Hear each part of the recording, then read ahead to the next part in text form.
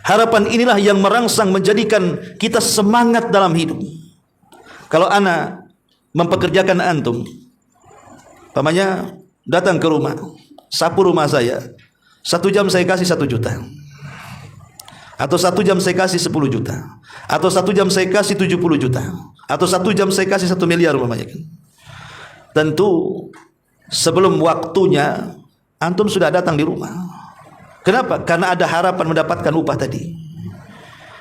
Lah ketika kemudian Allah Subhanahu wa taala mengganjar kepada kita dengan upah surga yang tidak ternilai harganya, berapapun nilai uang kosongnya, sebutkan berapa 0000-nya itu. Ya. Itu tidak seberapa dengan kenikmatan surga. Kalau kita terpikir bahwa ibadah kita itu ada harapan mendapatkan surga, pasti itulah rangsangan semangat kita untuk ibadah. Rata-rata kita ini malas ibadah, kenapa? Karena enggak yakin dengan surga, itu masalahnya. Lah harapan itulah yang merangsang semangat ibadah. Bismillahirrahmanirrahim.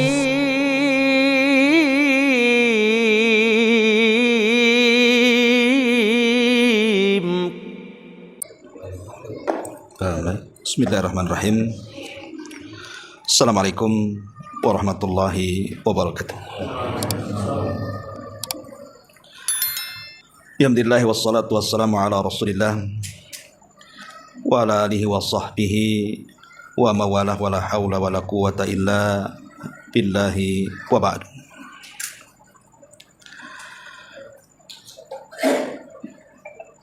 Baik, kita lanjutkan kajian kita, masih membahas tafsir surah An-Nazi'at, dan kita masuk pada ayat ke-34 dan seterusnya. Kita baca ayatnya. A'udzubillahi minasyaitonirrajim. Bismillahirrahmanirrahim. Fa idza ja'atit tammatul kubra yauma yatadzakkarul insanu ma sa'a wa burrizatil jahimu liman yara fa amma man tagha wa athara al hayatad dunya fa innal jahima hiyal ma'wa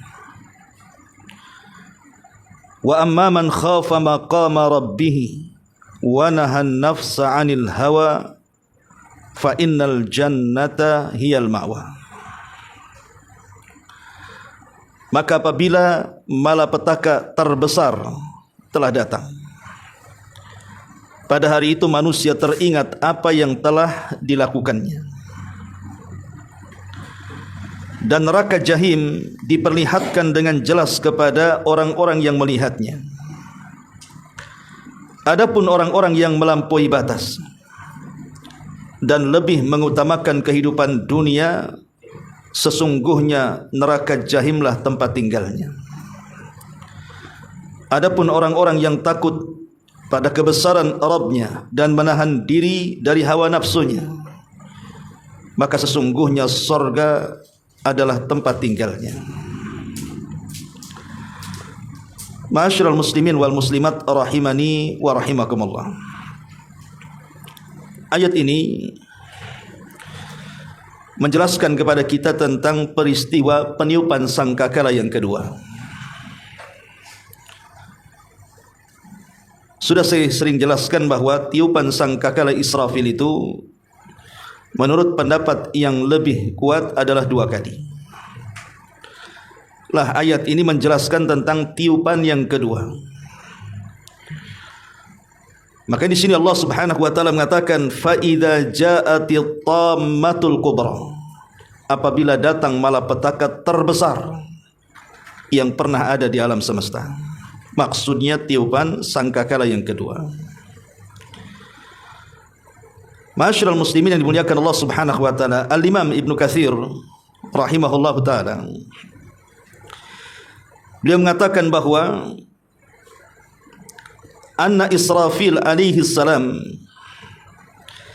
mimma stathnahumullahu minal mauti. Sesungguhnya Israfil, peniup sangkakala itu, di antara malaikat yang dikecualikan oleh Allah Subhanahu wa taala dari kematian saat tiupan sangkakala yang pertama. Artinya satu-satunya malaikat yang hidup dan tidak mati adalah Israfil, karena tugas dia meniupkan sangkakala yang pertama dan yang kedua. Tetapi pendapat yang lain masih menurut Imam Ibnu Katsir rahimahullahu taala, bahwa seluruh yang hidup baik di langit ataupun di bumi semua dibinasakan. Bahkan yang terakhir malaikat yang mati adalah malakul maut itu sendiri. Artinya tidak ada malaikat yang hidup sampai kepada Israfil sekalipun. Wallahu alam, karena ini adalah perkara yang gaib. Tapi yang jelas bahwa Israfil adalah malaikat yang ditunjuk oleh Allah Subhanahu wa taala untuk meniupkan sangkakala yang kedua. Lah saat sangkakala yang kedua ditiup itu, maka Nabi SAW menjelaskan, sebelum sangkakala Israfil ini ditiup, maka Allah Subhanahu wa taala menurunkan hujan, di mana hujan ini akan mengenai setiap tulang ekor manusia sejak zaman Adam sampai yang terakhir mendengar tiupan sangkakala pertama. Dari situ Allah Subhanahu wa taala membangkitkan manusia kedua kalinya. Itulah yang difirmankan oleh Allah Subhanahu wa taala di dalam Al-Qur'anul Karim, "Kaifa takfuruna billahi wa kuntum amwatan fa ahyakum thumma yumitukum thumma yuhyikum thumma ilaihi turja'un." Bagaimana kalian bisa kufur kepada Allah Subhanahu wa taala? Dulu kalian tidak ada, kami yang menghidupkan kalian. Kemudian kami yang mewafatkan kalian. Kemudian kami yang menghidupkan kembali kalian, dan kepada Allah lah kalian dikembalikan. Di sini Allah Subhanahu wa taala menyebut dua kata hidup. Tentu yang dimaksud kehidupan pertama adalah kehidupan dunia, dan yang dimaksud kehidupan yang kedua adalah kehidupan akhirat. Lah itu dimulai penciptaan kedua dari tulang ekor manusia. Lah setelah Allah Subhanahu wa taala kemudian membangkitkan kembali manusia dari zaman Adam sampai yang terakhir mati, dari tulang ekor itulah tumbuh menjadi manusia yang kemudian dilempar ke permukaan. Setelah tidak ada setiap manusia kecuali dikembalikan tubuhnya, disitulah Allah Subhanahu wa taala memerintahkan Israfil untuk meniup sangkakala yang kedua. Ketika ditiup, maka terbebaslah ruh, baik yang ada di Eliyin, ruhnya orang-orang yang beriman, ataupun yang ada di Sijin, ruhnya orang-orang kafir. Dilesatkan untuk kembali ke ruhnya masing-masing. Maka manusia pun dibangkitkan. Allah mengatakan, wa idzan nufusu zuwizat, apabila jiwa-jiwa itu digabungkan kembali.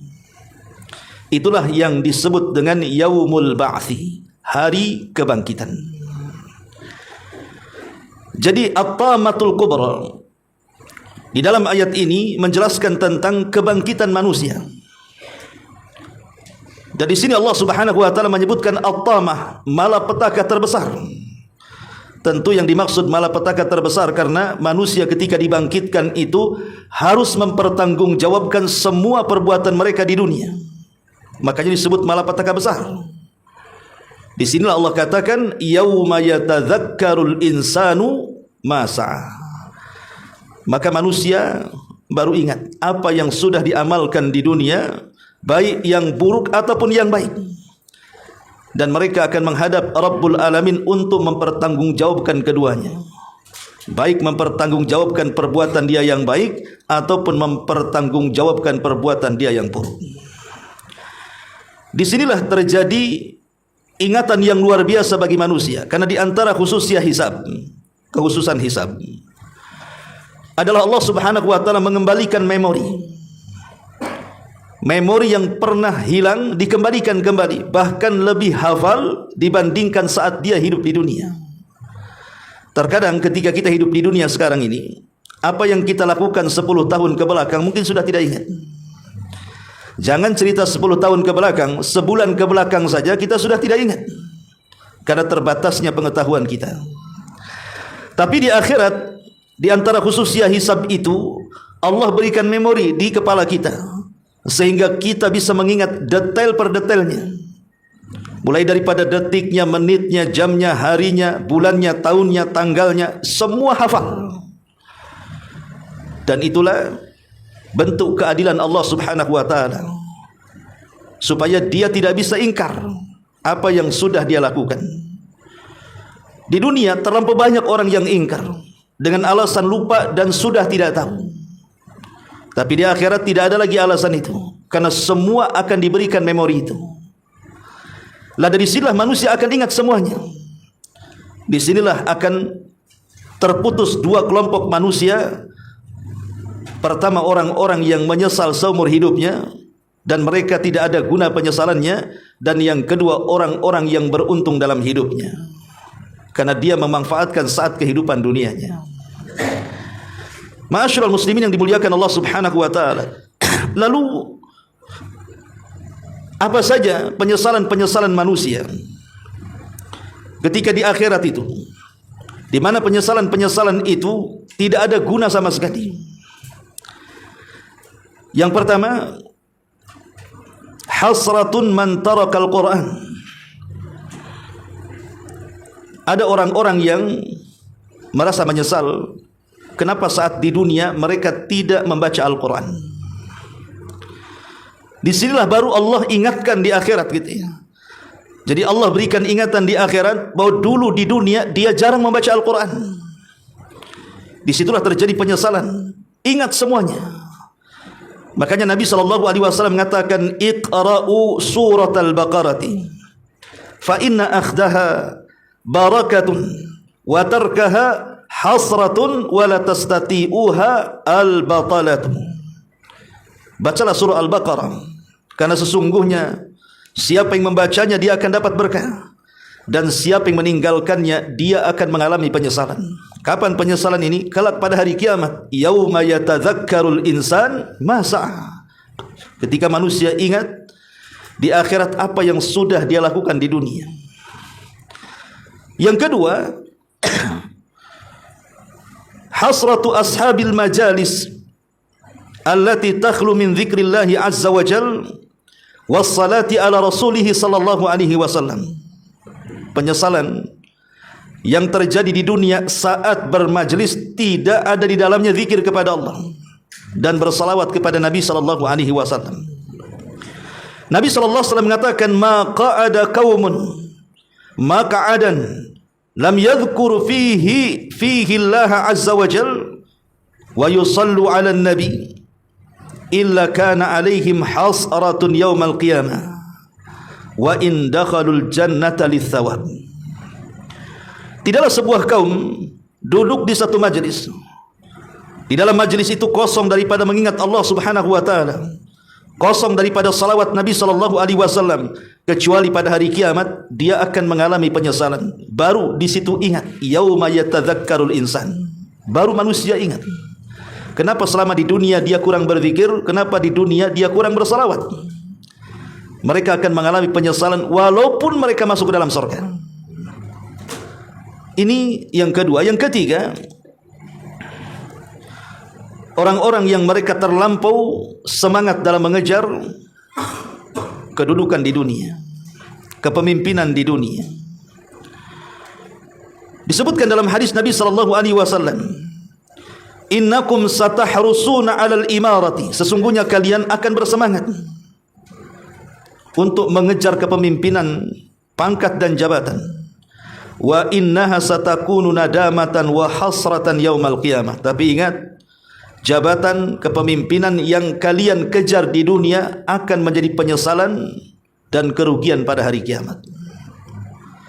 Boleh jadi hari ini para pemimpin yang mereka menduduki tahta, mereka bersenang-senang dengan kursi kepemimpinan mereka, terkadang memanfaatkan jabatan yang ada di kursi mereka untuk mengejar dunia sepuas-puas mereka. Tapi nanti pada hari kiamat, yauma yatadzakkarul insanu ma sa'a. Manusia akan ingat, kenapa dulu di dunia sebenarnya aku tidak layak menjadi pemimpin. Kenapa aku jadi pemimpin? Kenapa aku mengejarnya? Karena kesalahan seorang pemimpin tergelincir sedikit saja, itu beda dosanya dengan rakyat biasa yang tergelincir. Makanya Nabi SAW pernah menyurati Raja Herakli, pemimpin Romawi. Dalam isi surat itu Nabi SAW mengatakan, aslim taslam, masuklah ke dalam Islam wahai sang raja, kalau tidak engkau akan menanggung dosa Arisiyin. Maksudnya Arisiyin itu kaum daripada Herakli.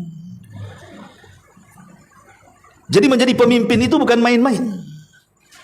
Karena dia kalau baik akan mendapatkan pahala sebanyak orang yang dipimpinnya, tapi kalau dia berbuat jahat dia akan membawa dosa sebanyak manusia yang dipimpinnya. Dan itu berbuah penyesalan. Ini yang ketiga. Kemudian yang keempat, al-hasratu ala a'malin salihatin khalatatha asy-syawaibu wal aqdar min riya'in wa sum'atin wa ujubin wa minnatin. Penyesalan dari amal-amal saleh, tetapi amal-amal saleh ini kemudian dikotori dengan penyakit-penyakit riya, sum'ah, ujub dan yang semacamnya. Allah Subhanahu wa taala berfirman, wa badalahum minallahi ma lam yakunu yahtasibun. Maka tampaklah kepada mereka dari Allah, dari amal-amal saleh mereka, apa yang mereka sebelumnya tidak mengiranya, bahwa amal itu menjadi sia-sia di hadapan Allah Subhanahu wa taala. Karena orang-orang yang riya dan sum'ah itu pada hari kiamat, dia merasa dia membawa pahala yang sangat besar menghadap Allah Subhanahu wa taala. Tapi setelah dihadapkan kepada Allah Subhanahu wa taala, justru Allah mengatakan, carilah pahala, carilah balasan dari makhluk yang engkau meminta riya darinya. Disuruh pergi cari balasan kepada mereka. Jangan cari balasan kepadaku. Karena ketika engkau beramal saleh bukan untukku, berarti jangan mencari balasan dariku. Cari balasan kepada orang-orang yang kau meminta riya mereka. Mereka menyesal, yauma yatadzakkarul insan. Kenapa ketika di dunia dia tidak ikhlas? Ini yang keempat. Yang kelima, ya. Yang kelima adalah hasratu ahli nar. Penyesalan penduduk neraka. Nabi SAW mengatakan, la yadkhulul jannata ahadun illa uriya maq'adahu minan nar law asa'a liyazdada syukran, wa la yadkhulun nara ahadun illa uriya maq'adahu minal jannah law ahsana liyakuna alaihi hasrah. Tidaklah masuk surga salah seorang di antara kalian kecuali akan diperlihatkan tempat duduknya di neraka. Jadi setiap orang yang setelah mati dalam kuburnya itu, maka akan diperlihatkan neraka dan surga kepadanya. Kalau seandainya seseorang itu terpikir di dunia makin buruk kondisinya, baru terasa di kuburan. Setelah dia merenung, ataupun mungkin setelah kiamat dibangkitkan, yauma yatadzakkarul insanu ma sa'a, baru manusia itu teringat, kalau aku di dunia dahulu berbuat jahat, tentu aku tidak mungkin masuk ke dalam surga. Disitulah dia baru ingat dan makin bersyukur kepada Allah Azza wa Jalla. Sebaliknya penduduk neraka, dia akan diingatkan kelak pada hari kiamat, coba seandainya di dunia aku baik, tentu aku tidak akan diperlihatkan neraka dan pasti akan diperlihatkan tempat dudukku di surga. Disitulah dia mengalami penyesalan, yauma yatadzakkarul insanu ma sa'a. Baru dia ingat, kenapa ketika di dunia aku tidak berbuat baik, kenapa aku pula berbuat jahat. Ma'asyiral muslimin yang dimuliakan Allah Subhanahu wa taala. Kemudian juga penyesalan orang-orang yang mendustakan akan berjumpa dengan Rabbnya. Allah Subhanahu wa taala berfirman, qad khasiral ladzina kadzdzabu bi liqa'illah. Sungguh telah rugi orang-orang yang saat di dunia mereka mendustakan bahwa mereka akan berjumpa dengan Allah Subhanahu wa taala. Betapa banyak orang-orang yang mereka tidak terpikir bahwa mereka akan berjumpa dengan Allah. Buktinya para pelaku maksiat, orang-orang yang masih belum melaksanakan kewajiban Allah, meninggalkan salat seenaknya. Datang Ramadan, meninggalkan puasa Ramadan seenaknya. Bahkan bermaksiat kepada Allah, berzina, mabok, berjudi, minum khamar dan yang semacamnya, pun tidak merasa berdosa. Kenapa ahli maksiat merasa lezat dengan kemaksiatannya? Dan orang-orang yang meninggalkan kewajiban tidak merasa dosa bahwa dia meninggalkan kewajiban, karena satu dalam hatinya tidak terpikir dia akan berjumpa dengan Allah. Itu masalahnya. Kalau dia terpikir bahwa dia akan berjumpa dengan Allah dan akan mempertanggungjawabkan semua perbuatan dia, tidak mungkin orang-orang itu masuk ke dalam kubangan kemaksiatan, dan tidak mungkin juga orang meninggalkan kewajiban. Karena kita akan berjumpa dengan Allah Subhanahu wa taala. Dalam hadis Aisyah radhiyallahu anha, Rasulullah mengatakan, "Man ahabba liqa Allah, ahabba Allahu liqa'ah, wa man kariha liqa Allah, kariha Allahu liqa'ah." Siapa yang cinta berjumpa dengan Allah, Allah juga cinta akan berjumpa dengan dia. Tapi siapa yang benci berjumpa dengan Allah, maka Allah pun tidak suka berjumpa dengan dia. Kalau tahu esensi hadis ini, bagaimana kandungannya? Siapa yang cinta berjumpa dengan Allah Subhanahu wa taala, maka Allah cinta dengan kita. Artinya kalau Allah cinta dengan kita, apa yang kita mau pasti Allah beri. Tapi kalau kita benci berjumpa dengan Allah, Allah pun marah dengan kita. Lalu apa yang Allah akan berikan kepada kita kecuali neraka? Nah, di akhirat itu cuma ada dua saja tempat kembali manusia itu. Kalau enggak surga, neraka kemana lagi baliknya? Ya. Ini di antara orang-orang yang kelak akan diingatkan, yauma yatadzakkarul insanu ma sa'a. Ma'asyiral muslimin yang dimuliakan Allah Subhanahu wa taala, termasuk juga khasratun man dayya amalahu fid dunya. Penyesalan yang akan muncul dari orang-orang yang ketika di dunia menyia-nyiakan hartanya. Nabi Allah Subhanahu wa taala berfirman, "Wa anfiqu mimma razaqnakum min qabli an ya'tiya ahadakumul maut fayaqul rabbi laula akhartani ila ajalin qarib fa asaddaqa wa akum minas salihin." Infakkanlah apa yang telah kami rizkikan kepada kalian sebelum datang salah seorang di antara kalian kematiannya. Kemudian dia mengatakan, "Ya Rabb, seandainya kau kembalikan aku ke dunia walaupun sesaat saja, tentu aku akan bersedekah dan aku akan menjadi orang baik." Lihat bagaimana yauma yatadzakkarul insanu ma sa'a. Manusia diingatkan nanti setelah kematiannya. Kenapa dahulu di dunia aku tidak menjadi ahli sedekah? Aku sia-siakan harta itu, aku belanjakan bukan di jalan Allah Subhanahu wa taala, atau tidak menjadi orang baik. Disitulah manusia akan diingatkan kenapa dan kenapa.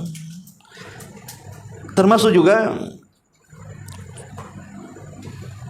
dijelaskan hasratun ala a'malin muhdatsatin tukhalifus syariah. Kerugian, penyesalan orang-orang yang saat di dunia mereka banyak melakukan amalan-amalan yang tidak sesuai dengan contoh Nabi, atau amalan-amalan yang menyelisih syariat. Allah Subhanahu wa taala berfirman, "Qul hal nunabbiukum bil akhsarina a'mala alladzina dhalla sa'yuhum fil hayatid dunya wa hum yahsabuna annahum yuhsinuna sun'a." Maukah ku kabarkan, kata Allah, amalan yang paling rugi di antara kalian. Jadi dia lelah beramal, tapi amalan itu membawa kerugian. Amilatun nasibah tasla naran hamiyah. Lelah dia beramal tapi ujung-ujungnya masuk neraka. Di sini Allah katakan, maukah ku kabarkan kepada kalian amalan yang paling rugi yang kalian amalkan? Lelah beramal tapi rugi. Alladzina dhalla sa'yuhum fil hayatid dunya. Orang-orang yang telah mengeluarkan daya upayanya dalam kehidupan dunia, wa hum yahsabuna annahum yuhsinuna sun'a, tapi dia sangka saja bahwa perbuatannya masih dianggap baik di hadapan Allah, padahal dia tersesat. Itulah orang-orang yang suka melakukan bid'ah dalam Islam.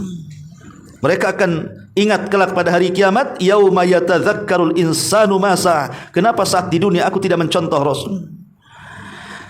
Ma'asyiral muslimin yang dimuliakan Allah Azza wa Jalla, termasuk juga al-a'mal allati lam takun khalisatan liwajhillah. Termasuk amalan-amalan yang dikerjakan bukan karena Allah Subhanahu wa taala. Artinya tidak ada keikhlasan dalam beramal. Allah mengatakan, wa qadimna ila ma amilu min amalin faja'alnahu haba'an manthura. Ketika amalan manusia dihadapkan kepada Allah, dia sangka dia membawa pahala salat, pahala sedekah, pahala haji, pahala umrah, pahala puasa dan pahala-pahala yang lainnya. Ketika menghadap Allah, tiba-tiba pahala itu lenyap seketika, seolah-olah tidak punya amalan sedikit pun. Disinilah yauma yatadzakkarul insanu masa. Manusia ingat, kenapa saat di dunia aku tidak melakukan keikhlasan kepada Allah Azza wa Jalla. Dan tentunya banyak lagi penyesalan-penyesalan yang merupakan ingatan manusia, dan kesemuaan penyesalan ini tidak ada guna. Mereka hanya menyesal dan menyesal. Yauma yatadzakkarul insanu masa. Kemudian Allah mengatakan wa burrizatil jahimu liman yara. Wa burrizatil jahimu liman yara. Dan neraka jahim akan diperlihatkan dengan sangat jelas kepada orang yang melihatnya. Allah Subhanahu wa taala berfirman di dalam Al-Quran dalam ayat yang lain, di mana Allah Subhanahu wa taala mengatakan waji'a rabbuka wal malaku saffan saffa waji'a bi jahannam yauma idzin yatadzakkarul insan. Ketika Allah datang menghadap manusia sementara malaikat bersap-sap dengan cara yang rapi dan didatangkan jahanam, ketika itulah manusia ingat apa yang dilakukannya di dunia. Kenapa di dunia orang tidak teringat amalan-amalan buruk di masa lampau? Kenapa di dunia orang tidak terpikir amalan-amalan maksiat di masa lalu? Karena mata kita belum pernah melihat azab Allah masalahnya. Mata kita belum diperlihatkan neraka jahanam. Sehingga tidak ingat sama sekali, bahkan boleh jadi sengaja dilupakan. Tapi ini nanti di akhirat saat neraka itu ditampakkan oleh Allah Subhanahu wa taala, baru terpikir, kenapa di dunia aku seperti itu? Tapi kan telat berpikir seperti ini. Ini namanya otak lelet namanya. Kenapa baru sekarang terpikir ketika neraka sudah di depan dia, baru dia terpikir. Baru dia menyesal, tapi penyesalan yang tidak ada gunanya. Makanya Allah mengatakan waji'a bi jahannam, akan didatangkan jahanam di hadapan manusia. Yauma idzi yatadzakkarul insan, saat itulah manusia ingat. Sebagaimana ayat ini, yauma yatadzakkarul insanu masa. Makanya Nabi SAW dalam sebuah hadis, kata Nabi SAW, yu'ta bi jahannam yauma idzin laha sab'una alfa zimamin ma'a kulli zimamin sab'una alfa malakin yajurrunaha. Akan didatangkan neraka pada hari itu dalam keadaan memiliki 70.000 tali kekang. Setiap tali kekang diseret oleh 70.000 malaikat. Ketika manusia berkumpul di padang mahsyar, selesai proses hisab dan turunannya, maka Allah Subhanahu wa taala ingin mendatangkan manusia dan ingin menampakkan kekuatannya, bahwa Allah itu zat yang bisa membalas siapapun. Makanya dengan perintah Allah jahanam itu didatangkan, di mana memiliki 70.000 tali kekang, dan setiap satu kali kekang itu diseret oleh 70.000 malaikat, kemudian dijogokkan di hadapan manusia, bayangkan. Dan semua manusia menyaksikannya. Sejak zaman Adam sampai yang terakhir mati, disaksikan kengerian jahanam, langsung melihat dengan kedua matanya. Dari situlah orang-orang mengatakan, yang dahulu di dunia mereka meragukan tentang adanya neraka. Mereka mengatakan, Rabbana absarna wa sami'na na'mal salihan. Ya Allah, kami betul-betul sekarang melihat jahanam dengan jelas. Ya Allah, sekarang kami sudah mendengar gemuruh jahanam yang menakutkan. Kami berjanji kalau kau kembalikan kami ke dunia, kami akan beramal saleh. Apa kalau kalimat seperti ini? Dunia sudah hancur, mau dikembalikan ke mana?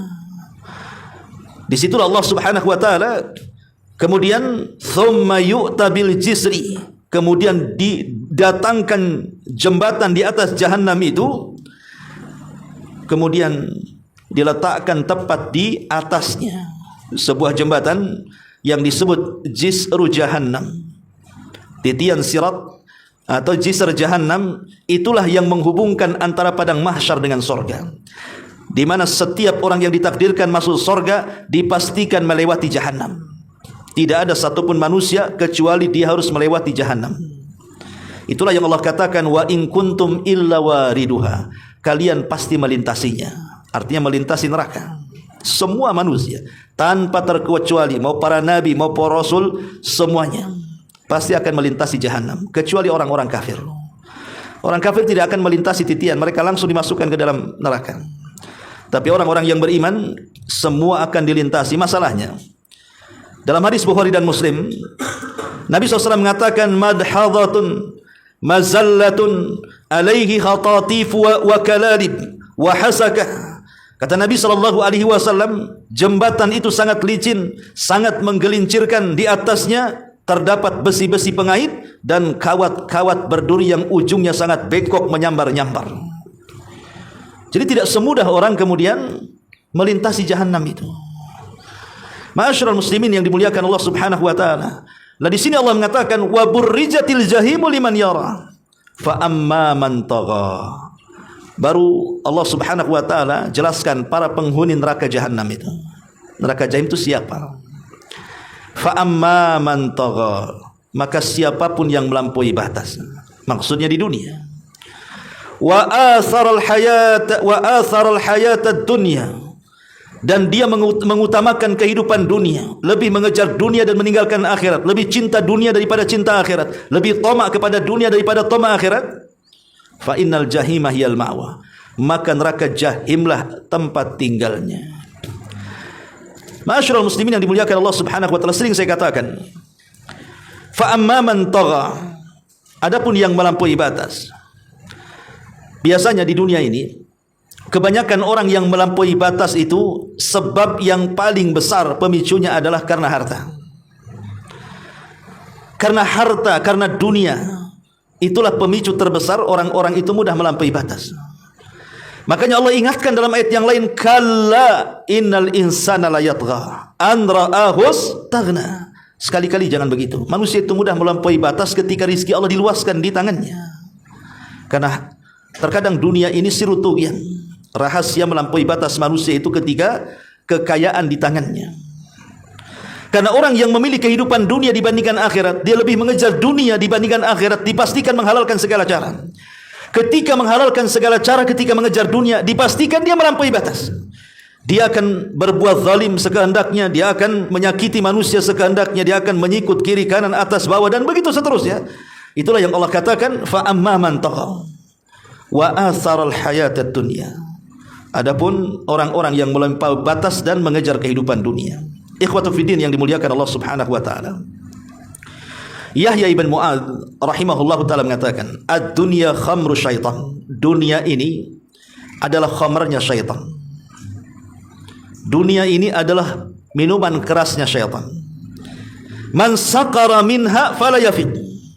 Siapa yang mabuk dengan dunia, maka selamanya tidak akan sadar.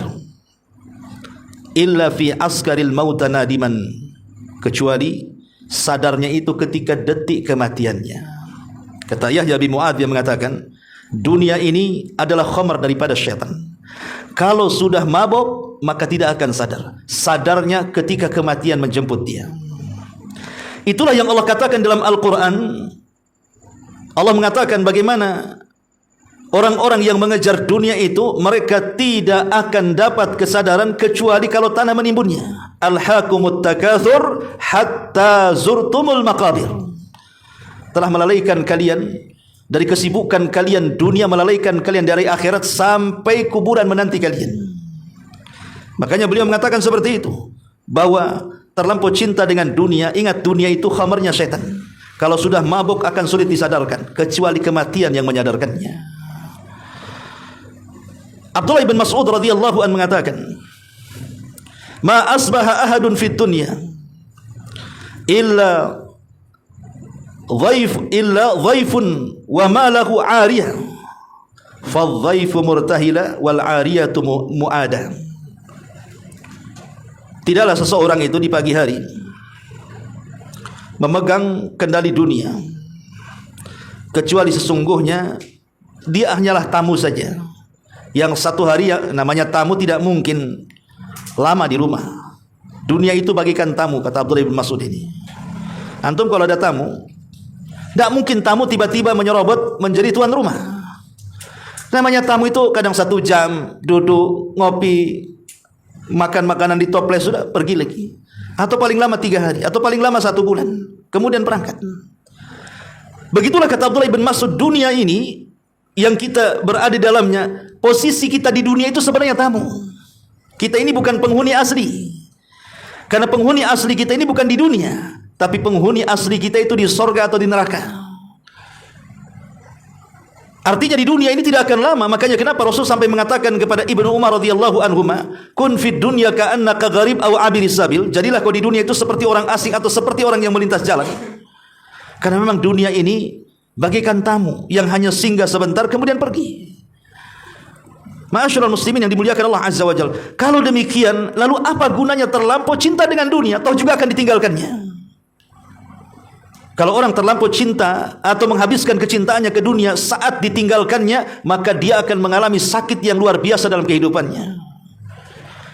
Lihat orang-orang yang meninggal, ketika seluruh kekayaannya diinvestasikan di dunia, seluruh waktu-waktunya, tenaganya, hartanya, uangnya diinvestasikan di dunia, saat kematiannya dia tidak akan rela. Kenapa? Karena akan ditinggalkan semuanya. Dia akan terpikir macam mana rumahnya, macam mana kebunnya, macam mana ini, macam mana itu, dan begitu seterusnya. Tapi orang-orang yang menginvestasikan waktu, tenaga, dan kekayaannya untuk akhirat, justru dia akan senang hati karena dia akan menjemput kekayaan yang sesungguhnya. Ma'asyiral muslimin yang dimuliakan Allah Subhanahu wa ta'ala. Ulama mengatakan bahwa dunia ini adalah jeratan dari hawa nafsu. Hawa nafsu inilah yang mendorong orang itu masuk kepada terlampau mengejar dunia dan meninggalkan akhirat. Makanya kenapa kemudian ayat selanjutnya Allah mengatakan apa? Allah mengatakan, fa amma man tagha wa athara al-hayata ad-dunya fa innal jahima hiyal ma'wa. Wa amma man khafa maqama rabbi wa nahan nafsa. Ada kalimat wa nahan nafsa, dan menahan hawa nafsunya. Tapi orang yang mengejar dunia, dia tidak menahan hawa nafsunya. Semua yang di depannya dilanggarnya. Yang penting dunia ada di genggamannya. Kemudian Allah mengatakan wa atharul hayatad dunya fa innal jahima hiyal ma'wa. Maka jahimlah tempat tinggalnya. Kemudian Allah mengatakan wa amma man khafa maqama rabbih. Barang siapa yang takut akan kedudukan Rabbnya, wa nahan nafsa anil hawa, dan dia tahan hawa nafsunya, fa innal jannata hiyal ma'wa. Adapun orang yang takut kepada Rabbnya, ingat bahwa takut satu di antara 3 rukun ibadah hati. Rukun ibadah hati ada berapa? Ada 3. Dan inilah yang menentukan berbobot dan tidaknya sebuah ibadah, berpahala dan tidaknya sebuah ibadah, sempurnanya pahalanya sebuah ibadah. Itu ditentukan oleh 3 rukun hati ini. Dan seluruh amalan badan juga ditentukan dengan 3 rukun hati ini. Baik salat, puasa, zakat, sebutkan. Semua amal badan itu ditentukan dengan 3 rukun ibadah hati. Pertama ar-raja, adanya harapan. Yang kedua al-khaufu, adanya perasaan takut. Dan yang ketiga al-hub, perasaan cinta. Adapun cinta itu bagikan kepala dalam badan. Adapun ar-raja, harapan, dan khauf, takut, itu bagikan 2 sayap yang terbang dengan keduanya. Kalau badan tanpa kepala tidak akan hidup. Hidup tanpa cinta itu juga tidak akan hidup.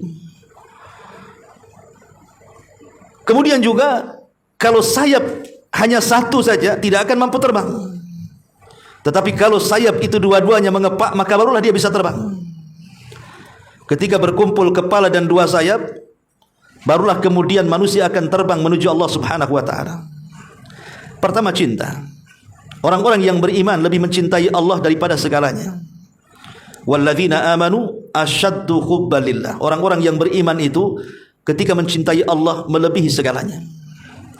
Dan cinta itulah yang menjadikan adanya pengorbanan dalam kehidupan. Kalau tanpa cinta kita tidak mungkin berkorban.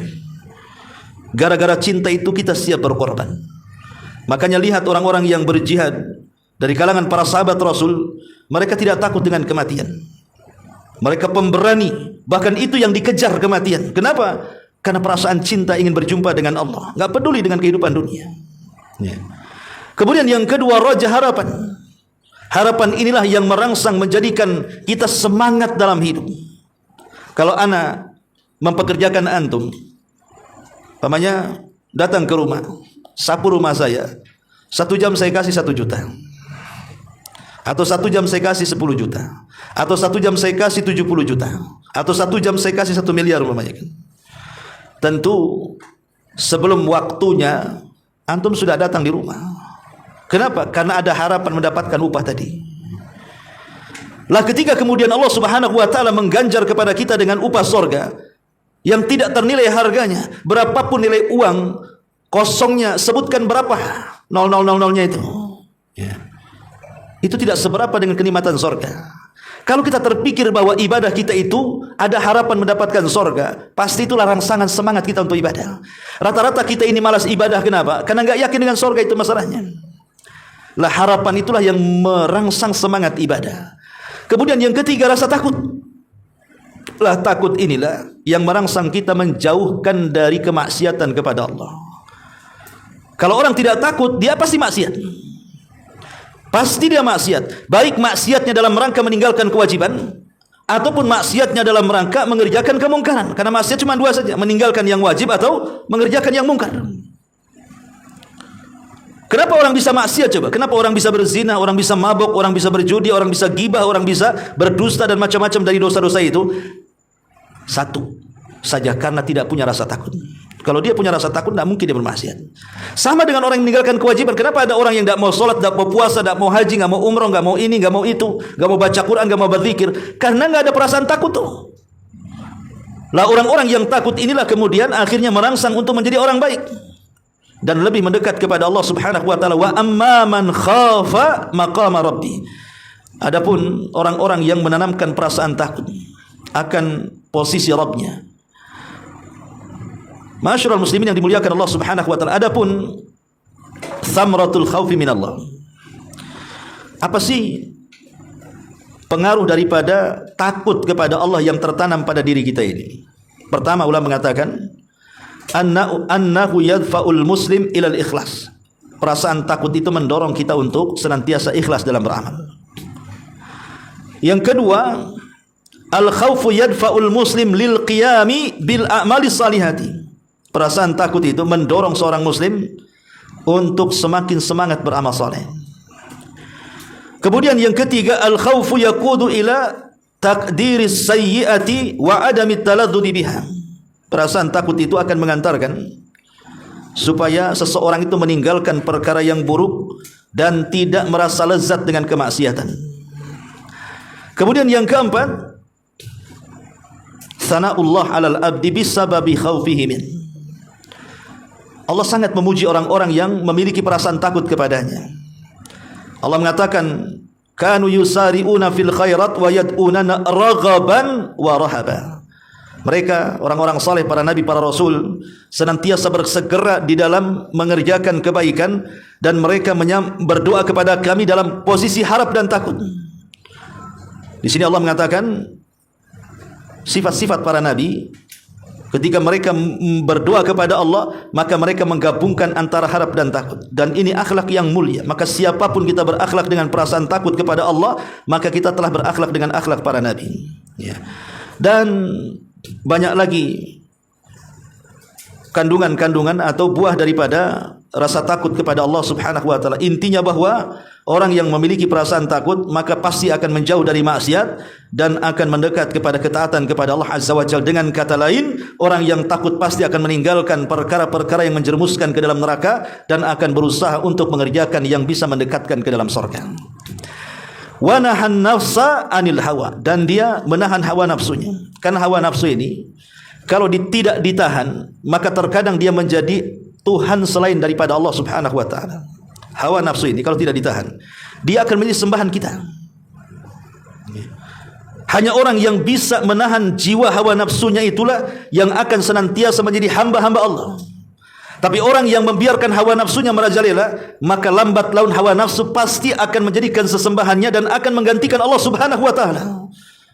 Makanya Nabi sampai mengatakan, ta'isa abdu dinar wa ta'isa abdu dirham wa ta'isa abdul khamisati wal khamisati ila akhiril hadis. Kata Rasul, celaka hamba-hamba dinar, celaka hamba-hamba dirham, celaka hamba-hamba pakaian dan busana. Artinya bahwa uang itu bisa menjadi sesembahan bagi orang-orang yang tidak menahan hawa nafsunya, kan? Betapa banyak orang-orang yang ketika uangnya banyak di genggamannya, dia lebih menyembah uang dibandingkan Allah. Dari mana kita tahu? Dari cara berfikirnya. Mulai dari sebelum tidur, ketika tidur, sampai bangun tidur, tidur lagi, yang dipikirkan hanya dunia, dunia, dunia, dunia. Kan lama-lama jadi hamba dunia tuh. Ya, hamba uang, hamba dinar, dirham, rupiah, dolar, ringgit dan yang semacamnya. Ya. Wa nahan nafsa anil hawa. dan dia tahan hawa nafsunya dan tidak menjadikan sesembahannya, fa innal jannata hiyal ma'wa, maka dipastikan sorga akan menjadi tempat tinggalnya. Inilah diantara tafsir singkat sampai di sini dulu. Ya, sebelum saya tutup, silakan kalau ada yang mau bertanya.